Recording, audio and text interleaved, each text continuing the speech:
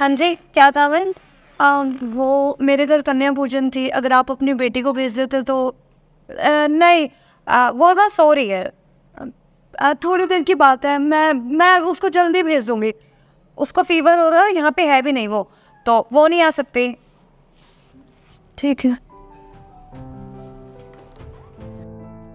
चलिए, वो आपकी जो बहन है ना प्रिया, आप एक बार मेरे घर भेज देंगे? वो आज कन्या पूजन है ना, इसलिए। देखिए वो तो नहीं आ पाएगी क्योंकि उसके पेट में इन्फेक्शन हो गया, इस वजह से वो जा नहीं सकती। प्लीज़ थोड़ी देर की बात है, प्लीज़ भेज दीजिए ना। देखिए आपकी बात ठीक है, लेकिन उसके पेट में इन्फेक्शन है, वो कुछ खा पी पाएगी नहीं, इस वजह से मैं नहीं दे सकता उसे। ठीक है। जब लोगों को लक्ष्मी की कदर नहीं है तो मैं अपनी लक्ष्मी इनके घर में क्यों भेजूं?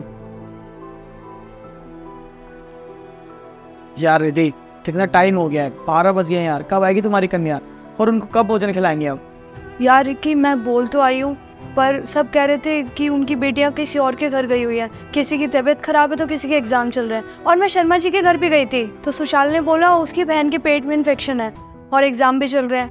मैं बोल तो आई हूँ, बाकी देखते हैं कब तक आएंगी। शर्मा जी की लड़की? अरे मैंने उनको सुबह ही देखा था, थाली लेके किसी और के घर जा रही थी वो। तो फिर सुशाल ने मुझसे झूठ क्यों बोला? पता नहीं यार, मुझे तो कुछ समझ ही नहीं आ रहा कि हमारे घर लड़कियां क्यों नहीं आ रही।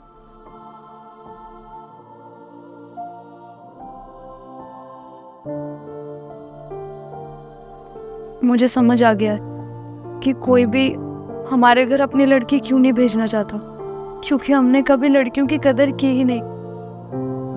पता है रिक्की, तुम्हें हमेशा से लड़का चाहिए था, और इसी वजह से तुमने मेरे पेट में कितनी लड़कियां मार दी होंगी, मुझे तो अंदाजा भी नहीं है। और आज ऐसी सिचुएशन है कि हम किसी भी डॉक्टर के पास जाते हैं तो हमेशा यही कहता है कि अब आपके बच्चा नहीं हो सकता।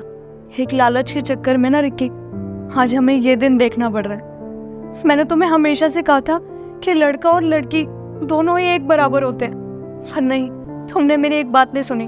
तुम्हें हमेशा से लड़के की चाह थी, और आज कन्या पूजन का दिन है और एक भी कन्या हमारे घर झांकने तक नहीं आई, सिर्फ तुम्हारी एक ये गलती की वजह से।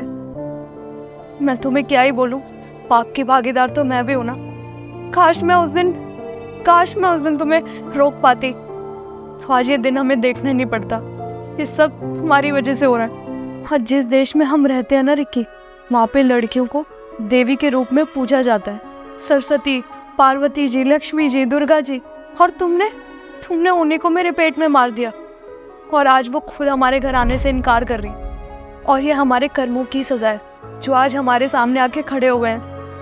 तुम्हें अच्छे से पता है रिक्की कि हमारे व्रत तब तक पूर्ण नहीं हो सकते जब तक हम किसी कन्या को भोजन नहीं खिलाएंगे, और आज हमारे घर एक भी कन्या नहीं आई है। मुझे तो बहुत बुरा लग रहा है। मैं क्या करूं, मुझे कुछ नहीं समझ आ रहा। हाँ रिद्धि, मुझे समझ आ गया है आज कि मैं कितना गलत था। मैंने कभी लड़कियों की कदर की नहीं, जिसकी वजह से ना मुझे इतना आज पछताना पड़ रहा है। मुझे हमेशा ये लगता था यार कि लड़का ही वंश आगे बढ़ा सकता है और लड़का ही एक परिवार का नाम रोशन कर सकता है। लड़कियाँ बोझ होती है परिवार पर, और मैं बिल्कुल गलत था।